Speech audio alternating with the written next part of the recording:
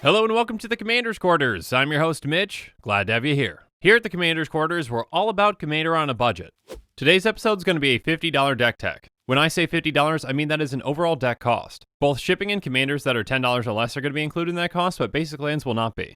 Decks on this channel are built to be fun, inexpensive, and focused. If you want to learn more about what a focused commander deck is, check out this video here. On this deck tech, I'm going to take you through its strategy, the tactics, and how this deck wins.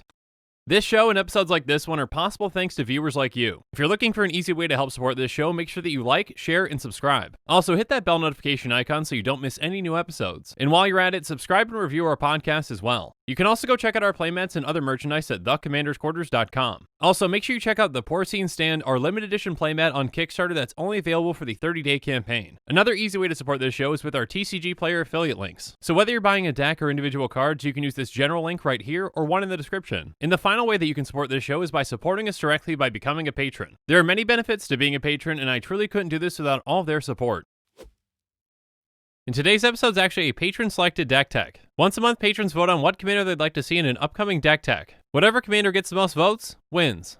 And the commander they chose was Pramikon Sky Rampart. Pramikon is a 1/5 flying wall with defender that costs blue, red, white. When it comes into play, you choose left or right. And then each player may attack only the nearest opponent in the chosen direction and planeswalkers controlled by that opponent. So essentially we can determine who is attacking who based on the direction. If we've got a threatening opponent on our left, we're going to have everyone attack left. So they're going to have to swing elsewhere and a less threatening opponent will be coming our way. But we can take this a step even further to make it so that no players can attack us. Let's say that we choose left so that players can only attack the player on their left. That means that the player directly to our right can attack us. By blinking Pramikon, we can re-choose left or right since it gets its ETB again. So essentially for that player, we can choose right instead. With enough blink spells and effects, we can essentially switch around every single attack direction to what's ever beneficial to us.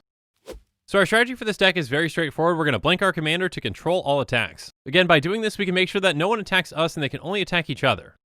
And then how do we win with this deck? We're going to force attacks, so we're going to abuse our blink effects in various ways. Outside of our commander, we've got plenty of other creatures that have ETBs that we can abuse by blinking them.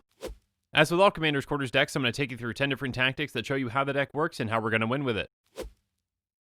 Let's start off with tactic number 1, lay the foundation. First up, there's Wayfarer's Bauble, which we can pay 2, tap and sacrifice to get a basic land and play tapped. Next up, we've got Sphere of the Suns, which enters the battlefield tapped. We can tap for any color 3 times. And then there's Prismatic Lens, which we can tap for colors or can be used to filter mana. Next up, there's Felwar Stone, which can tap for any of our colors most of the time. And then we're going to be running all 3 signets that we can with Azorius, Izzet, and Boros. Next up, we're running 2 of the Talismans with Talisman of Creativity and Talisman of Conviction. Each can tap for a color, so they can tap for 1 of 2 colors, but they deal 1 damage to us. And finally, we're running Firemind Vessel, which comes into play tapping and tap for 2 mana of different colors. But now that we've talked about ramping and fixing our mana, what do we do after we get our commander into play?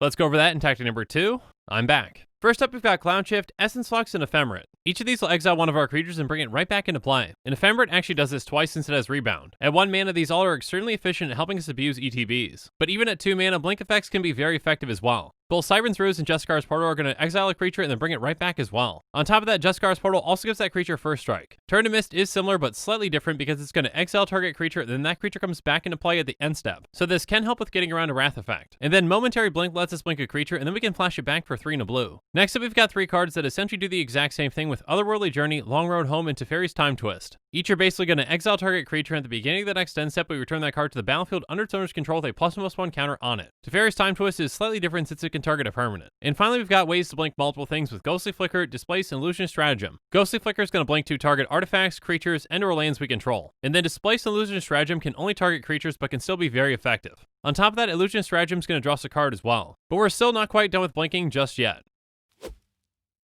So let's move on to tactic number 3, a different route. First up, there's Voyager Staff, which we can pay 2 and sacrifice to exile target creature and return to the battlefield under its owner's control at the beginning of the next end step. And then there's Charming Prince, which can do the same with its ETB, or it can let us scry 2 or gain 3 life. Next up, there's Planner Guide, which we can pay 3 and a white and exile to exile all creatures, and at the beginning of the next end step, we return all those creature cards to the battlefield under their owner's control. So keep in mind that this will give us all of our ETBs, but all of our opponents will get theirs too. And then there's Flicker Form, which is an aura that has pay 2 white, exile enchanted creature and all auras attached to it. At the beginning of the next end step, return that card to the battlefield under its owner's control. If you do, return the other cards exiled this way to the battlefield under their owner's control attached to that creature. Essentially, this is a repeatable way to abuse an ETB. A free way each turn comes with Soul Herder. It says at the beginning of your end step, you may exile another target creature you control, then return that card to the battlefield under its owner's control. With all the ETBs that we have in this deck, this card can be extremely effective.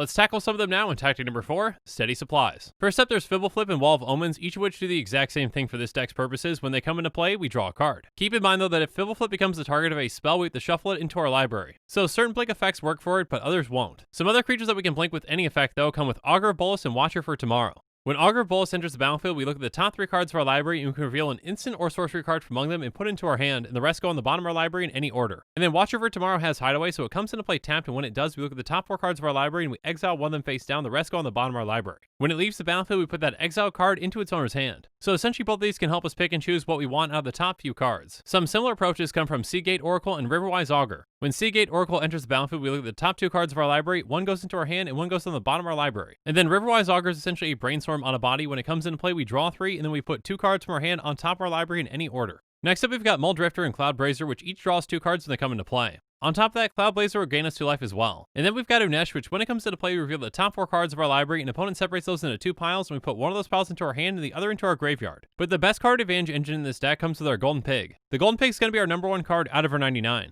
And the Golden Pig for this deck is Feather the Redeemed. Feather is a 3/4 flying angel that costs red, white, white. She has whenever you cast an instant or sorcery spell that targets a creature you control, exile that card instead of putting it into your graveyard as it resolves. If you do, return to your hand at the beginning of the next end step. So essentially a lot of our blink spells will get returned to us because of this. So essentially we're not losing any of those blink spells, and we get them back so that we can use them multiple times in one turn cycle. This can easily allow us to control the board with our commander and give us a huge advantage with all of our ETBs. This card makes all of our blink spells even better, which makes it the Golden Pig. But Feather actually isn't the only way that we can get those blink spells back.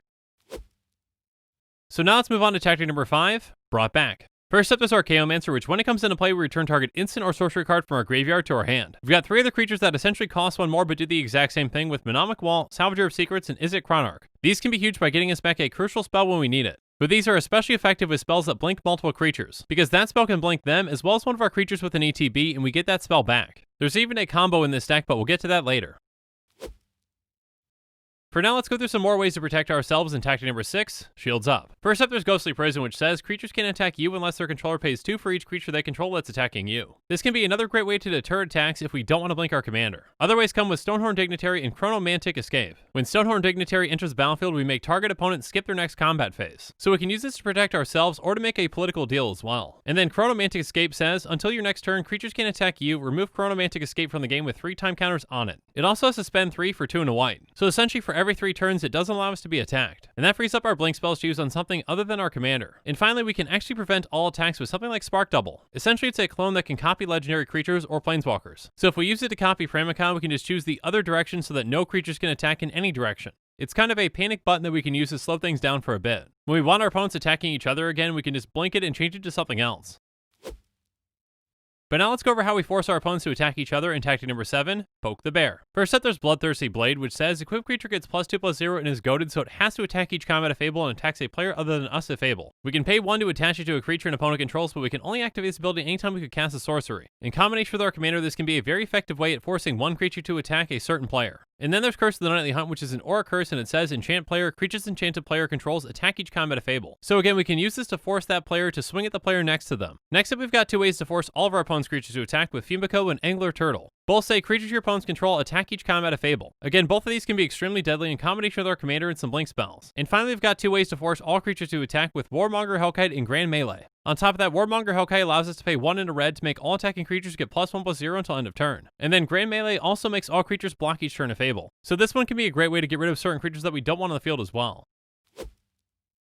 But let's go over some other ways to deal with our opponent's things in tactic number 8, Counterintelligence. First up, there's Negate, which will counter-target non-creature spell. Next up, we've got Unwind, which does the exact same thing, but we also get to untap up to 3 lands. And then Rewind is going to counter-target spell and let us untap up to 4. But outside these counter spells, we've also got some ways to deal with things that are already on the field.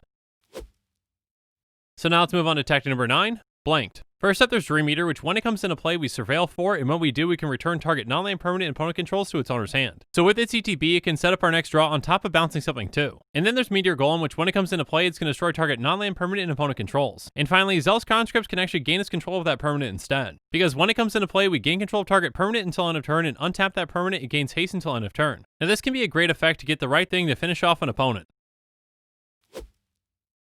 But let's go through some even bigger ways to finish out the game in tactic number 10, switching gears. First up, there's Molten Primordial, which when it comes into play for each opponent, we gain control of up to one target creature that player controls until end of turn. We untap those creatures and they gain haste. So this can get us up to 3 creatures on the field that we can swing with every single time we blink it. And then there's AGM Treachery, which when it comes into play, we just straight up gain control of target permanent. On top of that, at the beginning of our end step, if we control 3 or more permanents we don't own, we draw 3 cards. Next up, there's Reigns of Power, which can essentially allow us to swap creatures with an opponent. We can use this either defensively or offensively, since those creatures gain haste so we can swing with them right away. Next up, there's Impact Tremors, which says whenever a creature enters the battlefield under your control, Impact Tremors deals 1 damage to each opponent. With all the blink effects that we have, this can deal a ton of damage throughout the game. Next up, there's Approach to the Second Sun, which says if it was cast from your hand and you've cast another spell named Approach to the Second Sun this game, you win the game. Otherwise, put Approach to the Second Sun into its owner's library, 7 from the top, and you gain 7 life. With a deck that can control the board like this one, it shouldn't be too hard for us to get this card back and cast it a second time. And finally, there's Peregrine Drake, which is a fantastic card in this deck. It says when it enters the battlefield, we untap up to 5 lands. So whenever we blink this, we're going to be gaining mana. And this is actually a piece of the combo that I mentioned earlier. This, in combination with something like Ghostly Flicker and Archaeomancer, can generate infinite mana. Essentially, we cast the Ghostly Flicker, we blink both the Archaeomancer and the Peregrine Drake. The Archaeomancer is going to get us the Ghostly Flicker back from our graveyard, and Peregrine Drake will let us untap up to 5 lands, netting us 2 mana. We can do this as many times as we want, generating as much mana as we need. We can then just cast Ghostly Flicker over and over again, blinking whatever we want to blink. So if we've got a creature that has an ETB that draws us a card, we can essentially draw our entire deck and then cast whatever we want. Essentially, once we go infinite, we've got plenty of ways to win. This deck is a lot of fun, can be very resilient, and has a ton of avenues to victory. But now that we've gone through the spells in this deck, let's go on to the mana base.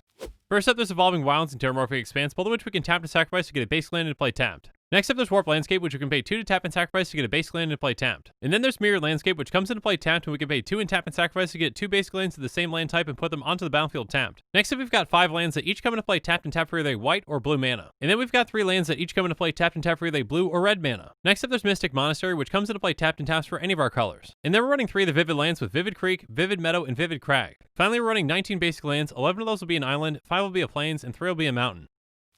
And now that we've gone through every single card in this deck, let's do a quick price check. A quick reminder that our deck costs are calculated using TCGplayer optimization, optimizing with even heavily played and damaged cards because those cards need a home too.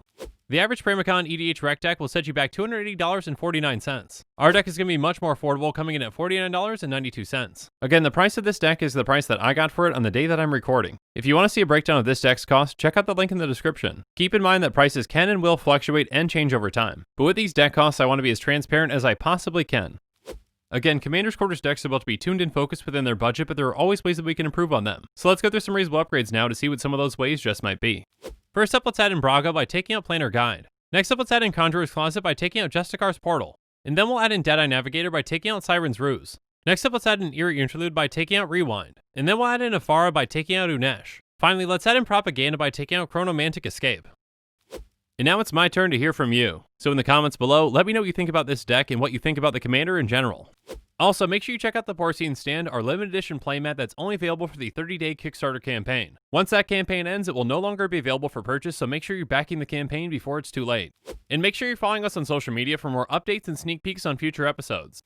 Again, a huge thank you to my patrons who help make this show possible. I truly couldn't do any of this without your support. If you want to support this channel directly, consider becoming a patron. There are many benefits to being a patron, including being able to vote on future commanders for deck tags. There are even tiers where you get your own personalized deck tag dedicated to you. You can check out all the Patreon tiers and rewards at patreon.com/commandersquarters. If you haven't already, make sure that you like and subscribe to the channel. Here at the Commander's Quarters, we're all about budget commander. So while you're at it, go ahead and check out some of our other types of episodes. And with that, I'm out of here. Thanks again and have a good one.